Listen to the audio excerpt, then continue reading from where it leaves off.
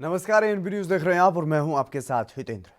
पंजाब में income tax विभाग की तरफ से आढ़ती एसोसिएशन के प्रमुख के घर पर और दूसरे आढ़ती के घर पर रेड के कारण शनिवार तक पूरे पंजाब की मंडियां बंद रखी जाएंगी। किसान आंदोलन को आर्थिक मदद देने के कारण आढ़तियों के खाते जांचे जा रहे हैं, इसको लेकर के गुस्सा है और पंजाब में आढ़तियों ने अब यह कहा है कि विरोध स्वरूप हड़ताल करेंगे और कपास की मंडियों में आ रही फसल अब नहीं खरीदेंगे। कृषि कानूनों के विरोध में किसान संगठनों के आंदोलन को महीना भर होने वाला है। हालांकि अभी तक सरकार और किसान संगठनों के बीच गतिरोध बरकरार है। वहीं अगले दौर की बातचीत को लेकर के सरकार द्वारा भेजे गए प्रस्ताव पर किसान संगठन आज बैठक कर रहे हैं। ये बैठक सिंघू बॉर्डर पर है और बता दें कि किसान अपनी मांगों को लेकर के अड़े हुए हैं। उनका यह कहना है कि जब तक कृषि कानून वापस नहीं लिए जाते, इसी तरह से केंद्र सरकार का विरोध करते रहेंगे।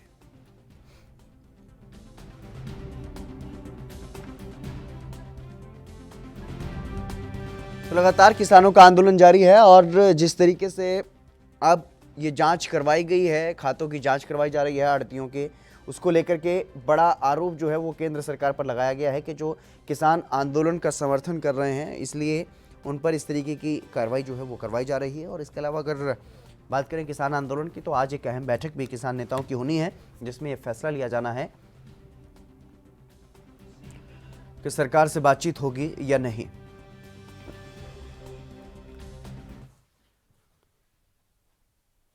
इस खबर पर अधिक चर्चा करेंगे। वसीम रजा भारतीय जनता पार्टी से हमारे साथ जुड़ गए हैं। वसीम जी, आपका स्वागत है एनबी न्यूज पर। धन्यवाद जी वसीम जी, जिस तरीके से किसानों का आंदोलन लगातार जारी है, अब काफ़ी दिन जो है 27 दिन, करीब करीब एक महीना ही हो चला है, किसानों का आंदोलन लगातार चल रहा है। सरकार किसानों को नहीं मना पा रही है और जो किसानों को आर्थिक मदद दे रहे हैं आढ़तिये, अब उन पर इस तरीके की कार्रवाई इनकम टैक्स के द्वारा छापेमार कार्रवाई जो है वो करवाई जा रही है। सबसे पहले एक बात तो मैं ये आपको स्पष्ट कर दूं जी कि हम किसी पे कार्रवाई नहीं कर रहे हैं जी इनकम टैक्स या सरकार का कोई दायरा है, वो खुद अपने आप में स्वतंत्र है। जी और अगर इनकम टैक्स की किसी के ऊपर रेड होती है तो इनकम टैक्स डिपार्टमेंट वो अपने हिसाब से कार्रवाई करता है। जी इसको आंदोलन के साथ जोड़ना या केंद्र सरकार द्वारा किसी आढ़तिये के ऊपर इनकम टैक्स की रेड करवाने जैसी बात कहना बेबुनियाद है। ऐसी कोई बात नहीं है, हमारी ऐसी कोई मंशा नहीं है और ये इनकम टैक्स की अपनी कार्रवाई है। जी ये हालांकि वसीम रजा, ये जो है कहने वाली बातें होती हैं कि वो इस तरीके की कार्रवाई या तो सरकार से करवाई जा रही है या फिर सरकार की तरफ से नहीं करवाई जा रही। दोनों ही तरफ से इस तरीके की बयानबाजियां ऐसे समय पर होती हैं, क्योंकि अमूमन ऐसा देखने में आया है कि जब कोई सरकार के खिलाफ आवाज उठाता है तो उस पर इस तरीके की कार्रवाई होती है। फिर ऐसा उस वक्त ही क्यों होता है जब कोई सरकार के खिलाफ आवाज उठा रहा हो?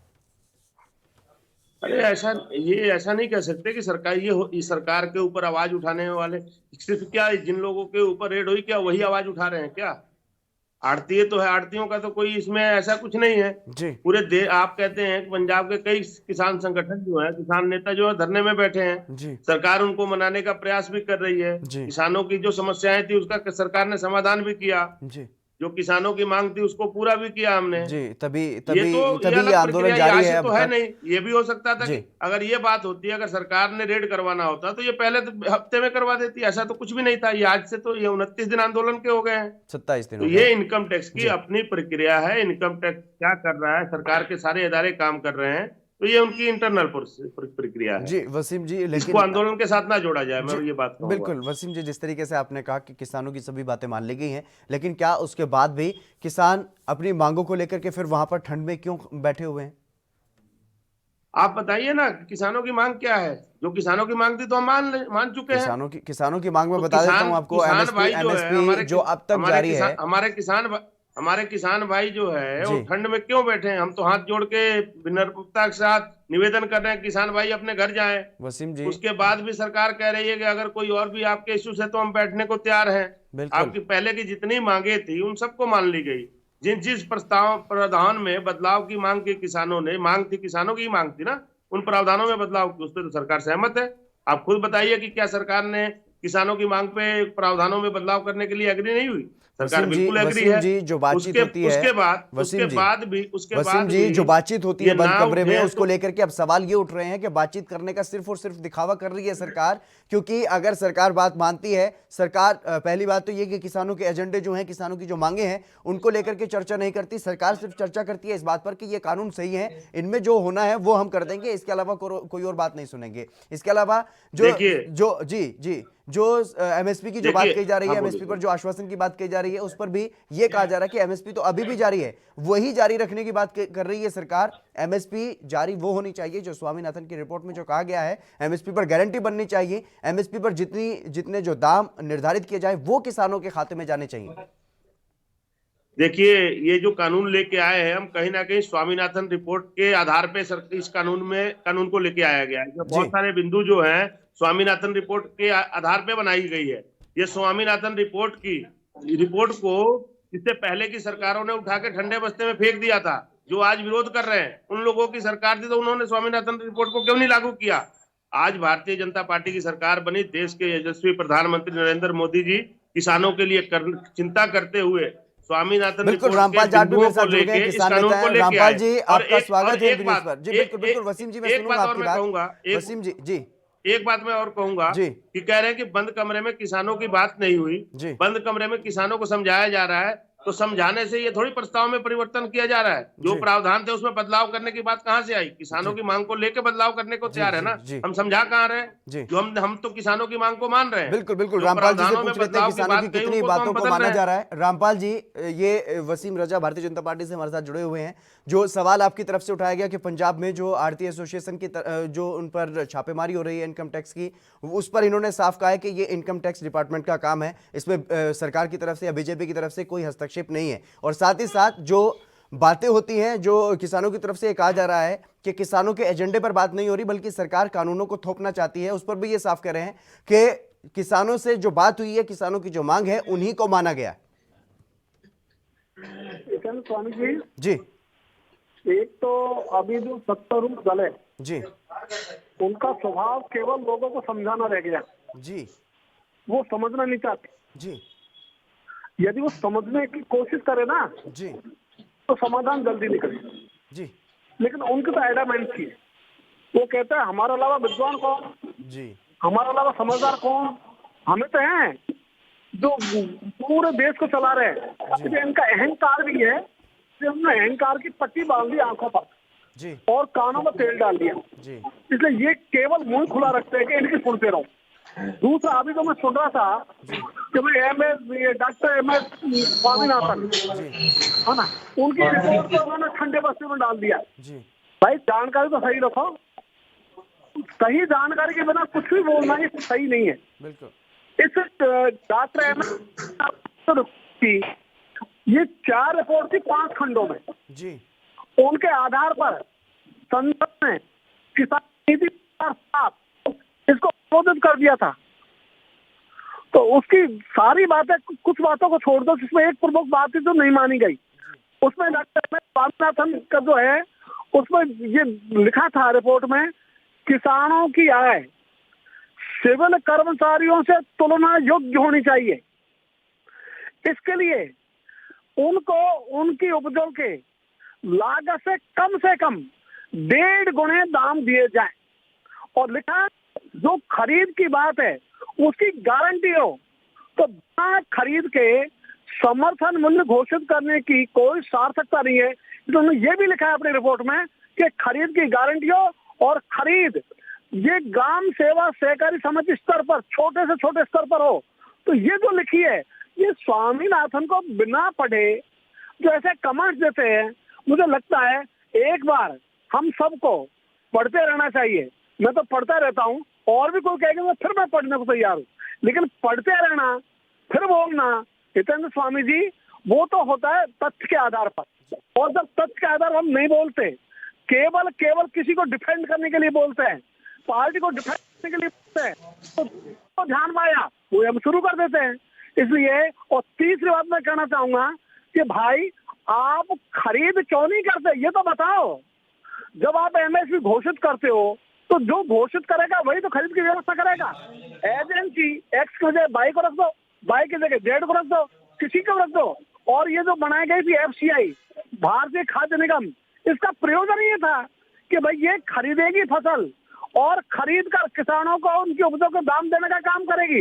इसका प्रयोजन ये था जिस अधिनियम का, और उसको क्यों नहीं आप आगे बढ़ाते? तो प्रयोजन जो आप रखते हो उसको भी आप पूरा करते नहीं, और फिर केवल और केवल खुद के नंगाड़े अपने जोर से बजाओ कि किसी की दूसरी आवाज सुनाई नहीं दे।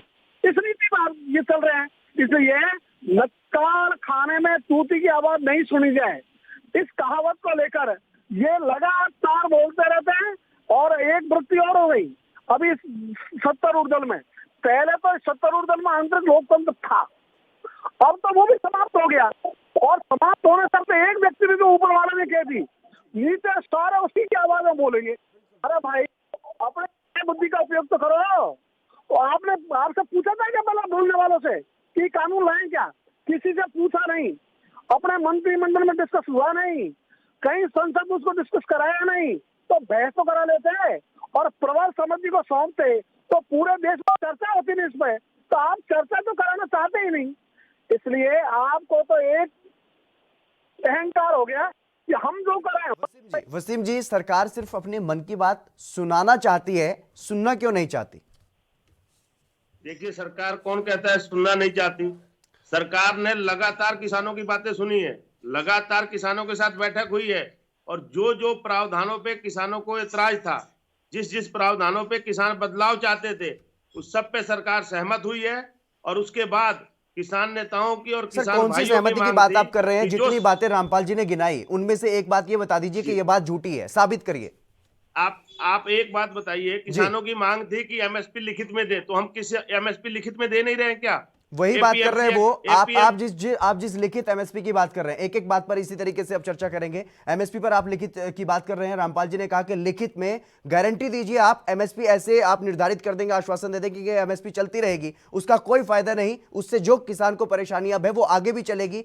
किसानों को अब इस बात की गारंटी चाहिए कि जो दाम निर्धारित कर दिए गए हैं, क्योंकि वो न्यूनतम समर्थन मूल्य निर्धारित किया जाता है, वो किसान को मिले। इस बात की गारंटी देते हैं आप?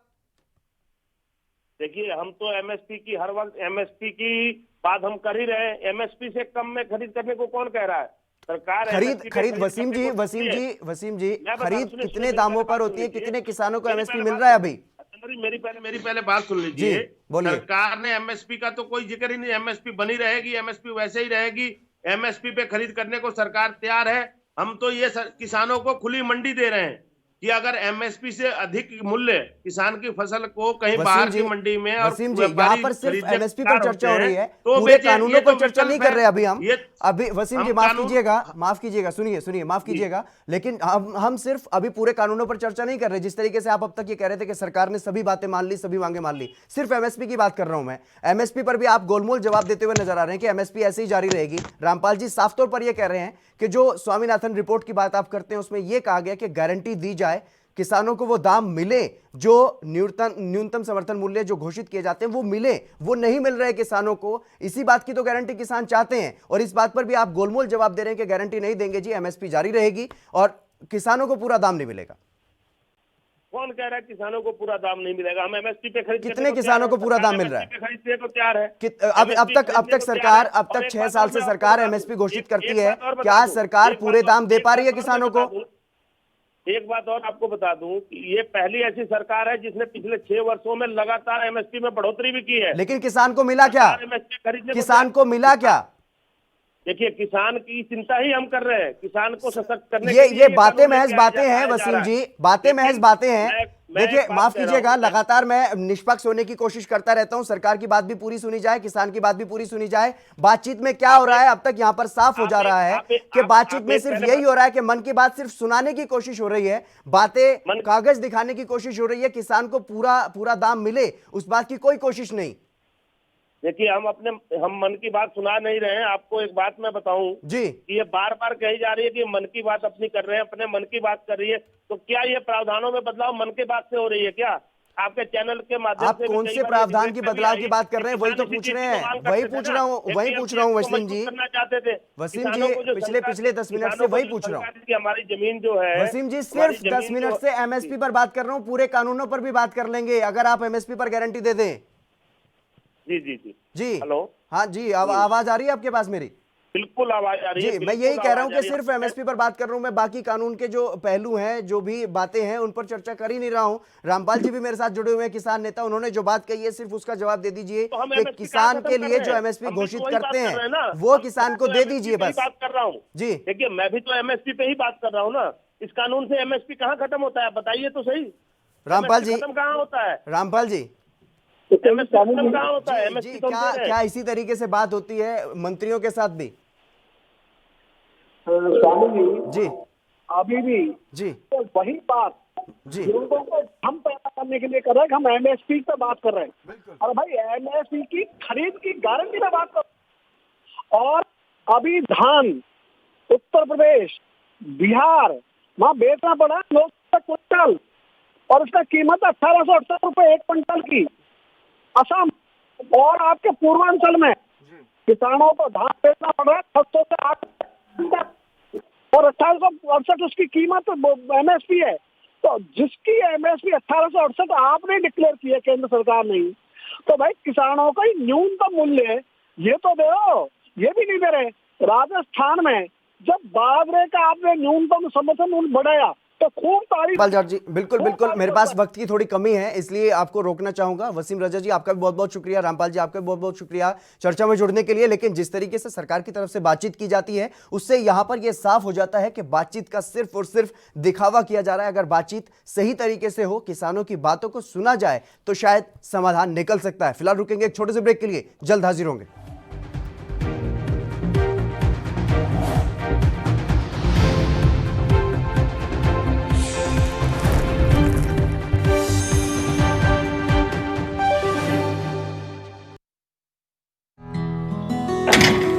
बस करो माल साहब, ਤੁਸੀਂ ਰੈਡੀ ਹੋ ਕੇ ਫਿਰ ਸ਼ੁਰੂ ਹੋ ਗਏ। ਤੁਹਾਡੀ ਵੀ ਨਾ એનર્ਜੀ ਨਹੀਂ ਖਤਮ ਹੁੰਦੀ। ਸਤਿ ਸ਼੍ਰੀ ਅਕਾਲ ਫੁੱਫੜ ਜੀ। ਓਏ ਸਤਿ ਸ੍ਰੀ ਅਕਾਲ। ਓਏ 8 ਵਜੇ ਦਾ ਕਹਿ ਕੇ 11 ਬੜੀ ਵਜੇ late ਹੋ ਤੁਸੀਂ ਗਏ ਤੁਸੀਂ ਤੁਸੀਂ। ਫੁੱਫੜ ਜੀ ਅੱਖ ਹੀ ਨਹੀਂ ਖੁੱਲਦੀ। ਥੱਕਿਆ ਜਿਹਾ ਸਰੀਰ ਰਹਿੰਦਾ ਹੈ। ਤੁਹਾਡੇ 'ਚ ਇਸ ਉਮਰੇ ਵੀ ਪੂਰੀ ਫੁਰਤੀ ਹੈ। ਓਏ ਮੇਰੀ ਫੁਰਤੀ ਦਾ ਰਾਜ਼ ਹੈ ਵੈਦਵਾਨ ਦਾ X+ ਮਰਦਾਨਾ ਕੋਰਸ ਤੇ ਪਿਛਲੇ 30 ਵਰਿਆਂ ਤੋਂ ਇਹੀ ਹੈ ਮੇਰੀ ਸਿਹਤ ਦਾ ਰਾਜ਼। ਇਮਿਊਨਿਟੀ ਵਧਾਉਣ ਦੇ ਨਾਲ ਮਰਦਾਨਾ ਤਾਕਤ ਲਈ ਇਹੀ ਰਾਮਬਾਣ। ਚੁਸਤੀ ਫੁਰਤੀ ਤੇ ਜੋਸ਼ ਵਧਾਉਣ ਲਈ ਤੁਸੀਂ ਵੀ ਅੱਜ ਹੀ ਸ਼ੁਰੂ ਕਰੋ X+ ਮਰਦਾਨਾ ਕੋਰਸ।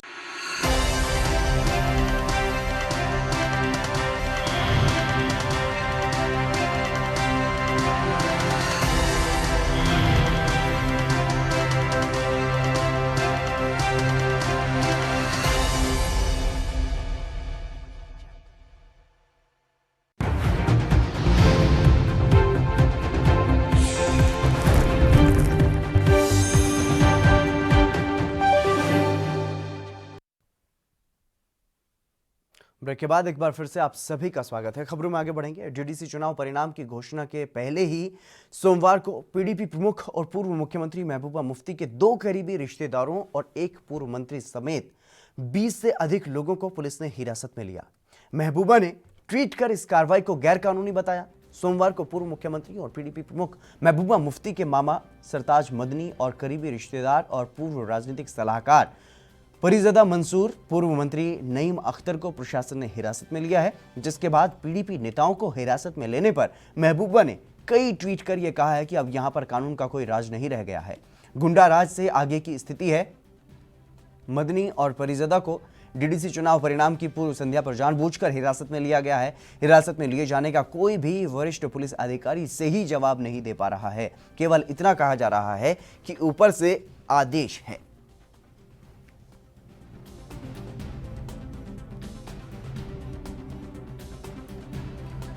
कविंद्र गुप्ता हमारे साथ जुड़ गए हैं। भारतीय जनता पार्टी के वरिष्ठ नेता हैं और पूर्व डिप्टी सीएम भी रह चुके हैं जम्मू कश्मीर के। कविंद्र जी, आपका स्वागत है एनबी न्यूज पर।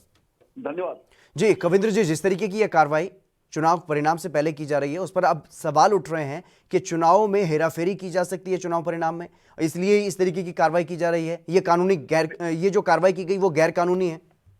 देखिए, ऐसा है, चुनाव परिणाम जहां घोषित होने हैं, जहां पर काउंटिंग होनी है, वहां पर सरताज मदनी ने तो जाना नहीं था, ना ही किसी और ने जाना था। जाने का मतलब है कि जो इन पर जो कार्रवाई हो रही है, इनसे पहले इन पर जो मनी लॉन्ड्रिंग के केसेस हैं, दूसरे केसेस हैं, उसी के तहत एक रूटीन में कार्रवाई ये की जा रही है। हमें ये नहीं समझना चाहिए कि भारतीय जनता पार्टी ने, ये एजेंसीज अपना काम करती हैं जी। और उसी चीज को अंजाम दे रही हैं। जी। जो जिस प्रकार से इन्होंने कारनामे किए हैं उसी का परिणाम है कि इस प्रकार से इनको लिया बिल्कुल गया। बिल्कुल बिल्कुल। तनवीर दार भी जुड़ गए हैं, पीडीपी से नेता हैं। तनवीर जी, आपका स्वागत है एनबी न्यूज पर। तनवीर जी, क्या आप मेरी आवाज सुन पा रहे हैं? जी हेलो। जी जी जी तनवीर जी, जिस तरीके की जो कार्रवाई की गई है, जिन लोगों को हिरासत में लिया गया है, क्या उन्हें उनसे कोई चुनाव परिणाम प्रभावित होते हैं? हतेंद्र जी, आवाज साफ साफ नहीं आ रही है। जी चलिए, फिर से जुड़ने की कोशिश करेंगे तनवीर जी आपसे, लेकिन कविंद्र जी हमारे साथ लगातार बने हुए हैं। कविंद्र जी, जिस तरीके से ये जो आरोप लगाए जा रहे हैं कि ये जो कार्रवाई की जा रही है वो गैर कानूनी है, यहाँ पर लोकतंत्र का कोई राज नहीं रह गया, अब गुंडा राज है, क्योंकि पुलिस भी ठीक ठीक जवाब नहीं दे पा रही है, इस तरीके का आरोप महबूबा मुफ्ती ने लगाया है। देखिए, इन पर जो केसेस थे, मैंने पहले ही कहा कि जिन पर जो केसेस थे उन्हीं के तहत कार्रवाई की जा रही है। जो इस सत्ता के दौरान इन्होंने उसका दुरुपयोग किया है, इरेगुलरिटीज की है, उसी का ये परिणाम है कि आज इनको हिरासत में ले गया और एजेंसीज अपना काम कर रही हैं। इसमें सरकार का ना तो कोई दोष है, ना कोई सरकार इस पर कोई कार्रवाई कर रही है। एजेंसीज ने अपना कार्रवाई काम करते रहना चाहिए। जी, तो क्या स्पष्ट जानकारी पुलिस की तरफ से नहीं दी जानी चाहिए परिजनों को? अगर उनके किसी सदस्य को इस तरीके से उठाया जाता है तो स्पष्ट जानकारी तो कम से कम परिजनों को दी जानी चाहिए। देखो, कल्प्रिट चाहे किसी भी पार्टी से ताल्लुक रखता हो, वो कल्प्रिट है, ये मानना होगा। बिल्कुल। और ये उसी आधार पर इनको लिया गया है। जो भी जांच की जाएगी उसमें जो परिणाम सामने आएंगे वो हमारे सामने होंगे। तो इसलिए मुझे लगता है कि जो मनी लॉन्ड्रिंग के या दूसरे केसेस हैं और इन्होंने बहुत सी ऐसा भ्रष्टाचार किया है, उसी के परिणाम स्वरूप इस प्रकार से कार्रवाई की गई है। बिल्कुल कविंद्र जी, अगर कोई भी आरोपी है, किसी पर भी अगर कोई शक है तो उस पर भी कार्रवाई होनी चाहिए, बातचीत होनी चाहिए, पूछताछ और जांच होनी चाहिए, उसके बाद कार्रवाई की जानी चाहिए। लेकिन कम से कम स्थिति स्पष्ट तो की जाए कि आखिरकार कार्रवाई जो की जा रही है वो क्यों की जा रही है। बिल्कुल, वो सरकार इसका खुलासा आने वाले समय में करेगी, इसमें कोई वो जी। तनवीर दार एक बार फिर से चर्चा में हमारे साथ जुड़ गए हैं। तनवीर जी, क्या अब आप मेरी आवाज पूरी तरह से सुन पा रहे हैं?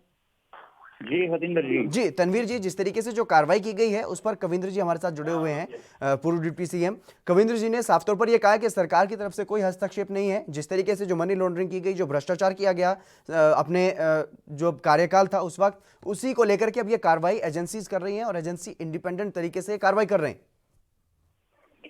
हतेंद्र जी, देखिए कि जब भी कोई इलेक्शन होता है या कुछ इस हुकूमत के खिलाफ कोई बातें होती हैं या कोई बोलते हैं, तो ये ऐसी चीजों को लेकर सामने आ जाती हैं कि जो कभी हुआ भी नहीं पर आपको जी। तो पिछले दिनों की बात करूंगा कि जैसे आपको हेलो आज आ रही है आपकी। हाँ, पिछले दिनों में जब देखेंगे रोशनी एक्ट का मामला इन्होंने बड़े जोर शोर से उठाया और किस तरह से बदनाम करने की कोशिश की हमारे यहाँ की जम्मू कश्मीर की लीडरशिप को, चाहे उसमें हमारे पीडीपी के कुछ लीडर थे यहाँ जो एमसी के हैं वो दूसरे थे। अब जब इन लोगों को हकीकत का पता चला, इनमें इनके जो लोग हैं कितने उसमें मुलव्विस हैं, कौन कौन लोग उनके मुलव्विस हैं, किसके बेटे के नाम की जायदाद है, और खासकर मैं कहूँगा कि हमारे जो जम्मू के अंदर जो दूर दराज इलाका से हमारे कुछ भाई जो मिलिटेंसी की वजह से यहाँ पे अपनी जायदादें खरीद कर वो वहाँ पे रह रहे हैं, चाहे वो बठिंडी का एरिया हो, संजवा का एरिया, वो एक खास तबका है वहाँ पे रह रहा है, उनको निशाना बनाकर उन पे कार्रवाई की गई है। तो हम हमेशा से इन चीज़ों की मुखालफत करते आए हैं। जम्मू कश्मीर जो क्रिकेट स्टेडियम की बात हो रही है, फारूक अब्दुल्ला साहब के जो उनकी जो की गई है, आज से कई साल पुरानी बात है, लेकिन ये खास वक्त पर क्यों आती है? जो कि हिंदुस्तान में कहीं इलेक्शन होते हैं, कहीं किसी स्टेट में होते हैं, तो ये आपको ये लगता है तनवीर जी कि ये जो कार्रवाई की जाती है ये चुनाव को प्रभावित करने के लिए की जा रही है? बिल्कुल, ये इनकी जो भी कार्रवाई होती है ये कहीं ना कहीं उसका फायदा लेने की दूसरी स्टेट्स में वो कोशिश करते हैं कि हम वहाँ पे इस चीज को बनाकर उसका फायदा लें। पिछले अगर तनवीर जी किसी पर कोई आरोप है और वो सिद्ध होता है, उसके पुख्ता सबूत भी अगर सरकार के पास या एजेंसीज के पास हैं, तो क्या उन पर कार्रवाई नहीं होनी चाहिए? हतेंद्र जी, अगर ये पहले से सबूत हैं तो पहले इन पे कार्रवाई क्यों नहीं की इन्होंने? कविंद्र जी, पहले कार्रवाई क्यों नहीं की गई? जब चुनाव सिर पर है या चुनाव के परिणाम आने हैं तो उस वक्त इस तरीके की कार्रवाई क्यों की जाती है? देखिए, अगर 4 दिन पहले करते, ये कहते कि चुनावों के दौरान कार्रवाई की गई है, जी। अगर ये चुनाव के 10 दिन बाद करते हैं तो ये चुनाव अभी संपन्न, उसके बाद कहने का मतलब है कि जो भी आज पाकिस्तान के समर्थन में इन्होंने हमेशा बयान दिए जी। हैं, इन्होंने हमेशा वो पत्थरबाजों को सपोर्ट किया है, इन्होंने भ्रष्टाचार किया है, इस सभी का परिणाम है।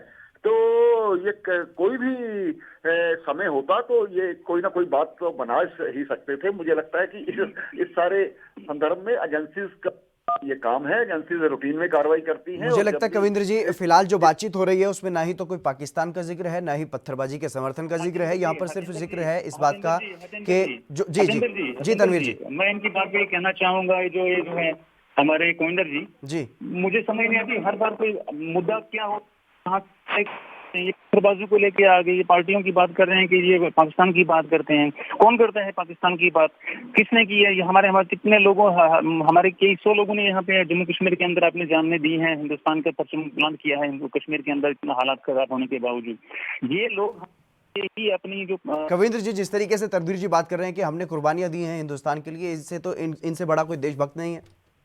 क्या ये हिंदुस्तान की कुर्बानी थी? यहाँ झंडा उठाने वाला कोई नहीं बचेगा। इस प्रकार के बयानबाजी क्या एक जुम्मेवार जो भारतीय संविधान की शपथ लेकर के वहाँ मुख्यमंत्री के पद पर, चलिए चर्चा हमने शुरू की थी गिरफ्तारियों को लेकर के, लेकिन पहुंच हम कहीं और ही गए हैं। चलिए फिलहाल बहुत बहुत शुक्रिया आप दोनों मेहमानों को मेरे साथ जुड़ने के लिए। लेकिन जिस तरीके से जो कार्रवाई की गई है उस पर अब साफ तौर पर सरकार पर आरोप लगाए जा रहे हैं कि अब लोकतंत्र की हत्या जो है वो जम्मू कश्मीर में की जा रही है, और जिस तरीके से कार्रवाई की जा रही है वो गैर कानूनी है। फिलहाल ये जो कार्रवाई जो जम्मू कश्मीर में चल रही है उसको लेकर के जो वार पलटवार चल रहा है उस पर अब जो है सियासत गरमाने लगी है जम्मू कश्मीर की। फिलहाल मेरे साथ इस कार्यक्रम में बस इतना ही। आप बने रहिए ANB न्यूज़ के साथ।